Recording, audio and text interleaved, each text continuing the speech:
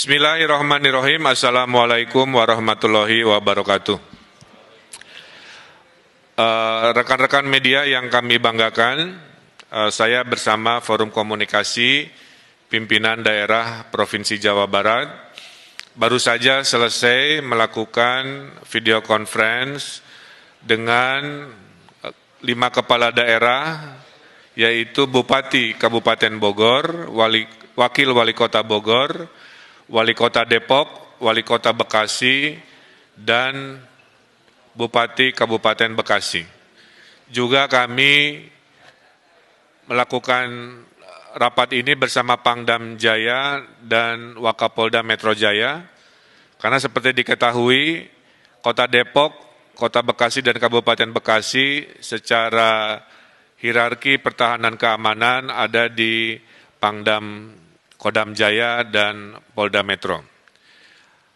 Yang pertama ingin saya sampaikan bahwa Menteri Kesehatan sudah mengirimkan surat persetujuan kemarin sore yang menyatakan bahwa 5 wilayah di Provinsi Jawa Barat itu disetujui untuk melaksanakan PSBB, ya, pembatasan sosial berskala besar. Kami koordinasikan dan kami menetapkan bahwa PSBB di 5 wilayah ini akan dimulai di hari Rabu, tanggal 15 ya? Hari Rabu, dini hari tanggal 15 bulan April 2020 ini selama 14 hari. Setelah 14 hari nanti kita evaluasi apakah diteruskan atau dikurangi intensitasnya. Oleh karena itu, kami sudah berkomitmen selama PSBB 14 hari ini, tes masif sebagai metode pelacakan persebaran virus akan kami maksimalkan. Per hari ini sudah 70.000 tes masif dilakukan di Jawa Barat, dan akan kami teruskan sampai target 100.000 dan seterusnya sampai target 300.000. Yang menarik dari PSBB di 5 wilayah, ada 2 yang sifatnya kabupaten. Maka kabupaten ini berbeda dengan DKI atau Kota Bogor, Kota Depok, Kota Bekasi, mereka memiliki desa. Sehingga tidak bisa diperlakukan PSBB-nya persis seperti yang wilayah kota, seperti contohnya DKI Jakarta. Oleh karena itu, Kabupaten Bogor dan Kabupaten Bekasi memutuskan PSBB-nya terbagi 2. Di zona merah, kecamatan-kecamatan tertentu, PSBB-nya maksimal. Di non-zona merah, PSBB-nya akan menyesuaikan antara minimal sampai kelas menengah, kira-kira begitu. Khusus untuk Kota Depok, Kota Bekasi, dan Kota Bogor akan melaksanakan istilahnya PSBB maksimal. PSBB maksimal ini salah satunya akan memulai menutup akses ke wilayah-wilayah sekitar di hari Rabu, kemudian juga akan membatasi kegiatan-kegiatan perkantoran, kegiatan-kegiatan komersial, kegiatan-kegiatan kebudayaan, dan kegiatan-kegiatan keagamaan. Kepada mereka yang terdampak oleh COVID, kami kelompokkan ke dalam 2 golongan. Golongan pertama adalah golongan yang terdata oleh pemerintah DTKS, maaf. Jadi ada kelompok pertama yang tersurvei namanya DTKS. Nah, yang DTKS ini mayoritas akan dibantu oleh APBN melalui kementerian-kementeriannya. Kemudian ada kelompok 2 yang namanya non-DTKS, yaitu mereka-mereka yang rawan miskin baru, yang sebelumnya tidak masuk daftar bantuan. Nah, di non-DTKS ini, yang rawan miskin baru terbagi 2 juga, yang berKTP 5 wilayah dan perantau. Jadi kepada para perantau di wilayah 5 ini, jangan khawatir, Anda tetap akan juga dibantu oleh pemerintah Jawa Barat dan pemerintah 5 wilayah ini. Anda akan dipersamakan haknya, selama Anda memang berhak dan butuh bantuan, kami akan bantu. Jadi saya ulangi, hari ini RT RW sedang melakukan pendataan, maka DTKS yang ada datanya dibantu, yang tidak masuk juga dibantu walaupun berKTP atau tidak berKTP wilayah tersebut. Selama de facto memang bekerja ngekos atau bekerja di situ. Bantuan terhadap Bodebek ini pintunya ada 7. Pertama, mereka akan dibantu oleh PKH, ini yang sudah rutin. Kedua, mereka yang akan dibantu oleh kartu sembako atau pangan non-tunai, ini sudah rutin. Ketiga, mereka akan dibantu oleh kartu prakerja untuk pengangguran dan yang kena PHK.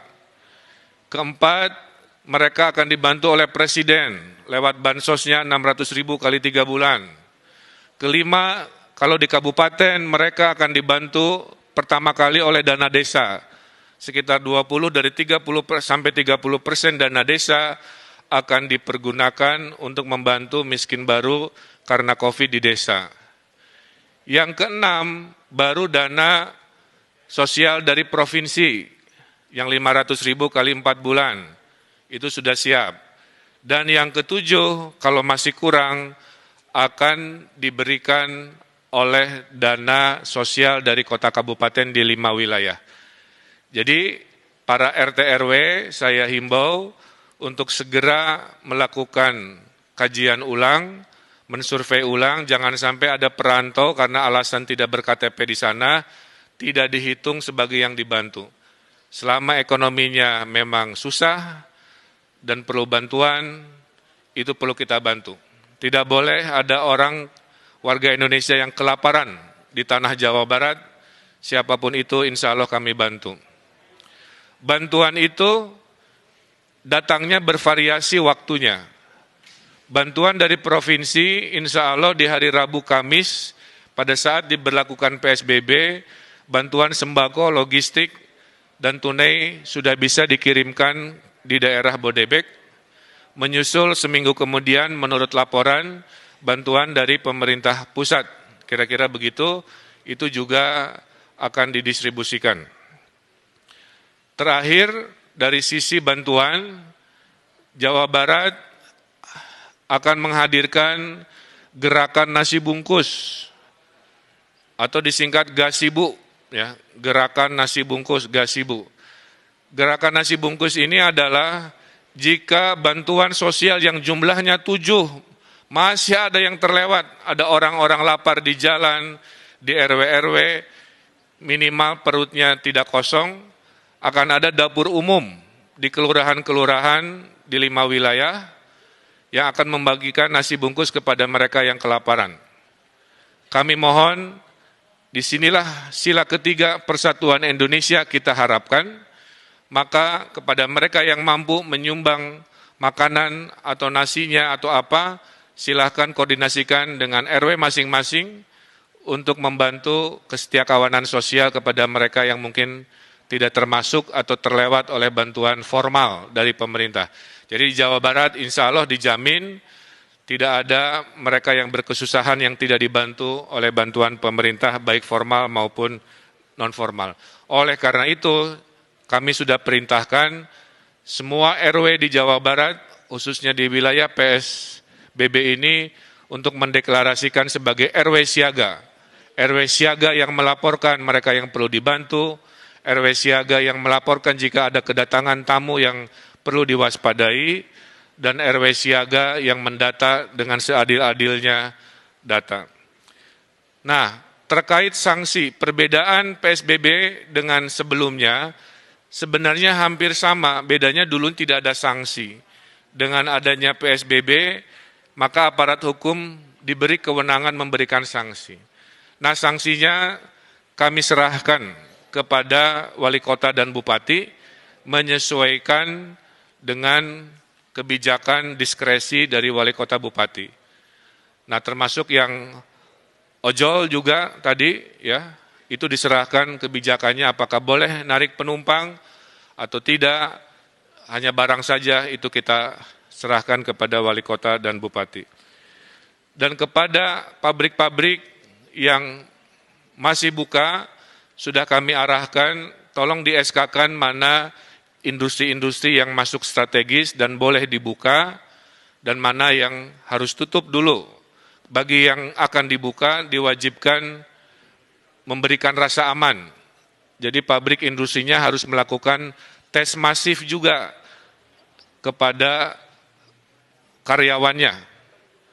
Setelah tes masif dilakukan, maka bupati, wali kota selama PSBB mengizinkan mereka jika membuktikan tidak ada yang positif di pabrik itu melalui tes masif tersebut, tentu dengan social distancing dan protokol kesehatan. Terakhir dari saya adalah PSBB di Jawa Barat ini akan ada 3 tahap. Tahap pertama adalah wilayah tadi, Depok, Bogor, Bekasi. PSBB kedua adalah Bandung Raya. Jadi kami sedang mempersiapkan surat, kajian data, karena ada lompatan di Bandung Raya, di Kota Bandung, Cimahi, KBB, Kabupaten Bandung, sedikit Sumedang, maka itu adalah PSBB tahap 2 yang kami rencanakan, dan yang ketiga jika dibutuhkan, kira-kira begitu. Nah, Bapak Ibu yang saya hormati, saya tutup dengan sebuah semangat bahwa penyakit COVID-19 ini ada 3 benteng pertahanan. Benteng pertama adalah benteng pencegahan, social distancing di situ, PSBB di situ. Ini mudah dilakukan tapi juga susah jika kita tidak taat dan tidak disiplin. Kalau jebol benteng pertama karena tidak disiplin, masuklah benteng kedua yaitu pelacakan. Dengan pelacakan kita tahu di mana klaster-klaster penyebaran virus.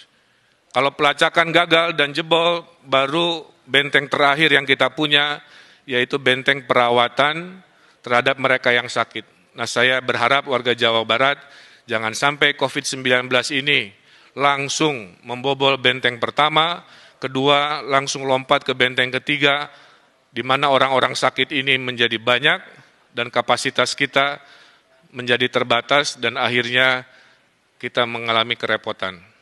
Kalau tidak ada halangan, menurut hitungan, kalau PSBB ini lancar harusnya akhir Juni kita bisa tren turun COVID-19, tapi kalau tidak disiplin di PSBB ini, kita khawatir COVID-19 ini masih berlanjut di bulan-bulan berikut yang melelahkan.